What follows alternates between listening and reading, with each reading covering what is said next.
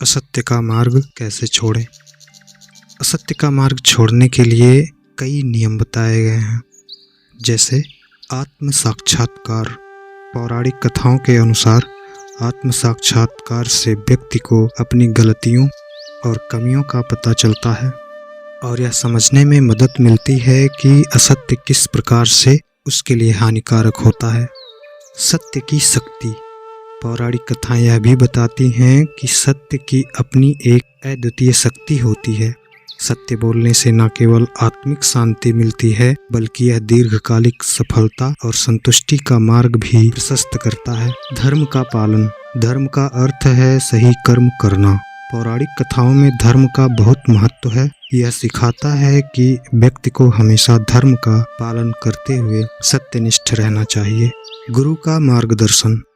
अक्सर पौराणिक कथाओं में गुरुओं ने अपने शिष्यों को सत्य का पथ दिखाया है। गुरु का मार्गदर्शन व्यक्ति को असत्य के मोह से बाहर आने में सहायक होता है। प्रायश्चित और क्षमा। जब कोई असत्य का मार्ग अपनाता है तो पौराणिक कथाओं के अनुसार प्रायश्चित करना चाहिए और क्षमा मांगना भी एक महत्वपूर्ण कदम होता है। यह न केवल आत्मिक शुद्धि करता है, बल्कि दूसरों के प्रति सम्मान और दया भी दिखाता है। भक्ति योग। भगवान की अनन्य भक्ति करना चाहिए और उनका नाम जपना चाहिए, कीर्तन करना चाहिए, उनकी आरती और पूजा करनी चाहिए और उनकी लीलाओं का चिंतन करना चाहिए। भक्ति के माध्यम से मनुष्य असत्य और मोह से मुक्त होकर एक सच्चे मार्ग पर चल सकता है। सत्संग। अच्छे और धर्मात्मा लोगों की संगति करना चाहिए। सत्संग से व्यक्ति को उचित मार्गदर्शन मिलता है और असत्य के प्रभाव से बचा जा सकता है। ज्ञान योग। वेद पुराण और अन्य धार्मिक ग्रंथों का अध्ययन करना चाहिए, जिससे विश्व के सच्चे स्वरूप की समझ विकसित होती है और मनुष्य असत्य के मायाजाल से बच सकता है। ध्यान और योग। नियमित ध्यान और योग का अभ्यास करते रहने से मन की एकाग्रता बढ़ती है और व्यक्ति का आत्मनियंत्रण मजबूत होता है, जिससे असत्य और अन्य विकारों पर काबू पाया जा सकता है। निष्काम कर्म। कर्म करते समय फल की इच्छा बिल्कुल भी नहीं करनी चाहिए और केवल धर्म के अनुसार कार्य करते रहना चाहिए। इससे मनुष्य अहंकार और स्वार्थ से मुक्त होकर कर्म करता है, जो असत्य के मोह से बाहर आने में मदद करता है। दया और कल्याण। सभी प्राणियों के प्रति दया और कल्याण रखना चाहिए। जब व्यक्ति दूसरों के प्रति करुणाशील होता है तो उसे स्वयं असत्य और अन्याय के मार्ग से दूर रहने की प्रेरणा मिलती है। सामाजिक उत्तरदायित्व। समाज में अपनी जिम्मेदारियों को समझना और उन्हें पूरा करना चाहिए। जब एक व्यक्ति समाज के प्रति उत्तरदायी होता है तो वह स्वाभाविक रूप से असत्य और अनैतिकता से दूर रहता है। आत्मनियंत्रण और संयम। अपनी इच्छाओं पर नियंत्रण रखना और संयमित जीवन जीना।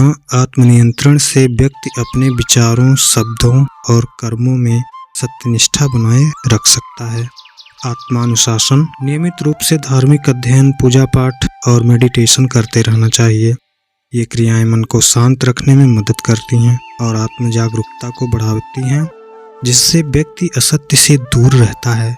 धर्म का पालन। महाभारत में धर्म, जिसमें नैतिकता और न्याय आता है, का बहुत महत्व है।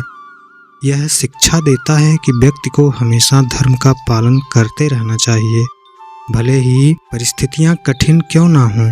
धर्म का पालन करते रहने से असत्य और अधर्म से दूर रहा जा सकता है। सत्यनिष्ठा।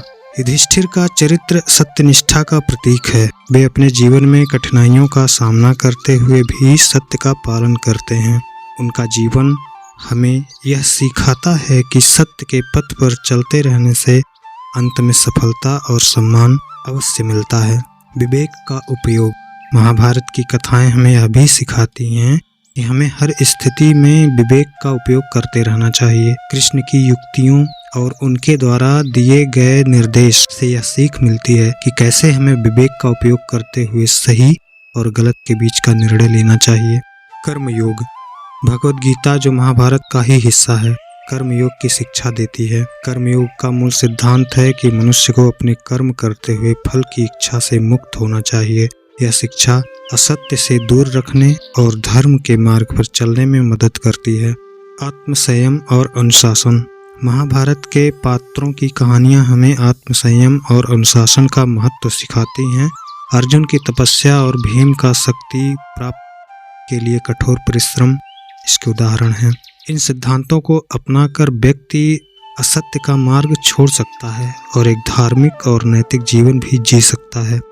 जैसे जब युधिष्ठिर और उनके चारों भाई वनवास में थे तो एक दिन पांडव और द्रौपदी एक बड़े जंगल में भटक गए और वहां उन्हें बहुत तीव्र प्यास लगी। युधिष्ठिर ने नकुल को पानी लाने के लिए भेजा।